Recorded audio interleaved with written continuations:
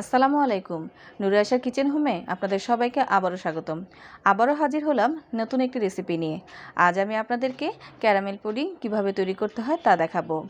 অনেকেই পুডিং তৈরি করতে পারেন, কিন্তু পুডিং তৈরি করতে গেলে দেখা যায় অনেকের পুডিং ভিতরে ছোট ছোট ছিদ্র দেখা যায়, ডিমের গন্ধ থাকে এবং নানা রকমের সমস্যা দেখা যায়। আবার অনেক সময় দেখা যায় পুডিংটা ভেঙে যায়। এই সকল সমস্যার সকল সমাধান আমার এই ভিডিওতে আজ আমি আপনাদের সাথে শেয়ার করব। যদি আপনাদের রেসিপিটি ভালো লেগে থাকে, আপনারা অবশ্যই আমার চ্যানেলটি সাবস্ক্রাইব করবেন, লাইক, কমেন্ট এবং শেয়ার করতে ভুলবেন না। তাহলে চলুন পুডিং তৈরি করি। ক্যারামেল তৈরি করার জন্য চুলে আমি একটি ফ্রাই প্যান বসিয়ে নিয়েছি। আমি এখানে 4 টেবিল চামচ পরিমাণ চিনি দিচ্ছি। আমি এখানে লাল চিনিটা ব্যবহার করলাম, কারণ লাল চিনিটাই স্বাস্থ্যের জন্য খুবই ভালো। এখন আমি এখানে 2 টেবিল চামচ পরিমাণ পানি দিয়ে দিচ্ছি, নর্মাল পানি। পানিটা দেওয়ার কারণে চিনিটা ভালোভাবে মিশে যাবে। আপনারা একটু পানি দেওয়ার চেষ্টা করবেন, আর পানি না দিলে দেখা যায় চিনিটা একসাথে দলা বেঁধে যায়। এভাবে ক্যারামেল তৈরি হওয়া পর্যন্ত নাড়তে থাকবো। আমার ক্যারামেলটা দেখুন কালার চলে এসেছে। এই পর্যায়ে আপনারা চুলার আঁচটা অফ করে দিবেন, যাতে ক্যারামেলটা না পুড়ে যায়। আর ক্যারামেল তৈরি করার সময় আপনারা অনবরত নাড়তে থাকবেন। এখন আমি ক্যারামেলটা নামিয়ে বক্সে ঢেলে নিব। আমি এখন যে বক্সে পুডিংটা সেট করব সেই বক্সের মধ্যে ক্যারামেলটা দিয়ে দিচ্ছি। আমি বক্সের মধ্যে ক্যারামেলটা ঢেলে একদম সমান সমান করে নিয়েছি। এখন আমি এটাকে ঠান্ডা হতে দিব, যাতে এটা সেট হয়ে যায় ভালো মতো। অন্য একটি পাত্রে আমি 1 কেজি দুধকে আমি ঘন করে আধা কেজি করে জাল দিয়ে নিয়েছি। আপনারা দুধটা অনবরত নাড়তে থাকবেন, যাতে দুধের মধ্যে কোনো সর না পড়ে। তাহলে এবার আমি দুধটাকে নামিয়ে নিচ্ছি। আমি এখানে 3টা ডিম নিয়ে নিয়েছি। এখন 3টা ডিম কুসুম সহ অবশ্যই দিবেন এখানে। আর তারপর আমি দিয়ে দিচ্ছি 1 চা চামচের মতো ভ্যানিলা এসেন্স। ভ্যানিলা এসেন্সটা দেওয়ার পরে ডিমটার সাথে আমি ভালো করে মিশিয়ে নিব।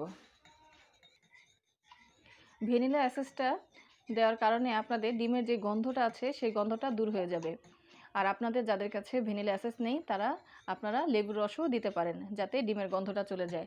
এখন আমি দিয়ে দিচ্ছি 1/2 কাপ পরিমাণ চিনি। আপনারা এখানে নিজেদের কতটুকু চিনি খেতে পছন্দ করেন সেভাবে আপনারা চিনিটা ব্যবহার করবেন। আমি এখানে 1/2 কাপ ব্যবহার করছি। যে যতটুকু মিষ্টি খেতে চান সেভাবে চিনিটা ব্যবহার করবেন। এখন ভালো করে যতক্ষণ পর্যন্ত চিনিটা না গলবে এভাবে মিক্সড করতে থাকবো আমরা। এবার আমি দিয়ে দিচ্ছি দুধ। দুধটাকেও আপনারা অবশ্যই চুলা থেকে নামিয়ে ঠান্ডা করে নেবেন। আমি দুধ দিয়ে দিলাম। এবার আমি সবগুলো উপকরণ একসাথে মিশিয়ে ছাঁকনি দিয়ে ছেঁকে নেব। এখন আমি একটি ছাঁকনির ভিতর দিয়ে আমি দুধটা ছেঁকে নেব ভালোভাবে।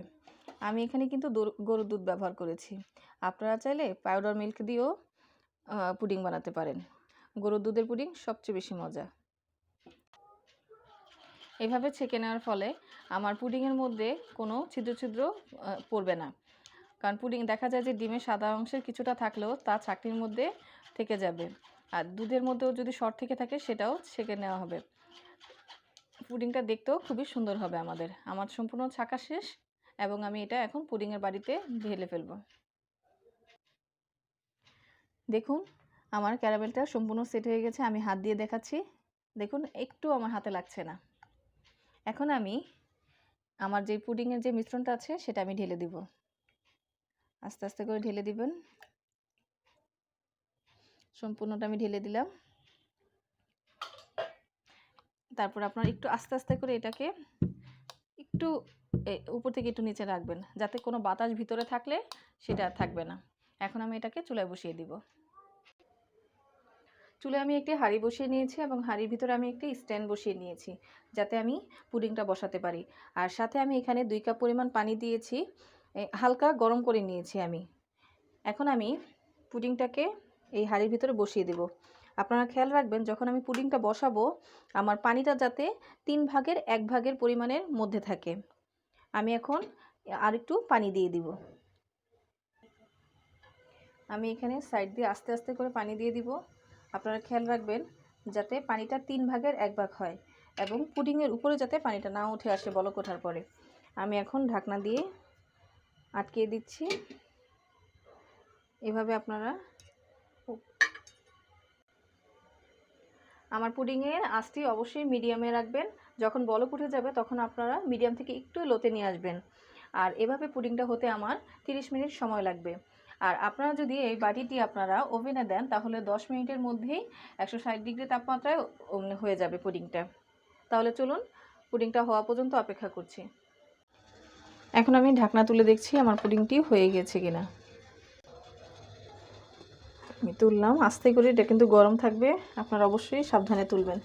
এখন আমি একটি টুথপিকের সাহায্যে দেখে নিচ্ছি। হ্যাঁ, আমার পুডিংটি হয়ে গিয়েছে, আমার কাঠির সাথে কোনো কিছুই লাগে নাই। এখন আমি পুডিংটি নামিয়ে 1 ঘন্টার মতো ফ্রিজে রাখবো, নর্মাল ফ্রিজে, যাতে পুডিংটা ভালোভাবে ঠান্ডা হয়। তারপর আমি ডেকোরেশন করব। আমি আমার পুডিংটা ফ্রিজ থেকে নামিয়ে নিয়েছি। এখন আমি এটা একটা প্লেটে ঢেলে নিব। আমি এখন আস্তে আস্তে করে এটা তুলে নিব। খুবই সাবধানে আস্তে আস্তে করে তুলবেন। এই দেখুন, মশলা দিলে আমার পুডিংটা কত সুন্দর হয়েছে এবং আমার ক্যারামেলটাও খুবই চমৎকার একটা কালার চলে এসেছে। তৈরি হয়ে গেল মজাদার ক্যারামেল পুডিং। আপনারা দেখেছেন তো আমার পুডিংটা দেখতে কত সুন্দর হয়েছে। যদি আমার এই পুডিংটি আপনাদের ভালো লেগে থাকে আপনারাও বাসায় ট্রাই করবেন। তাহলে আজকে এই পর্যন্তই। আল্লাহ হাফেজ।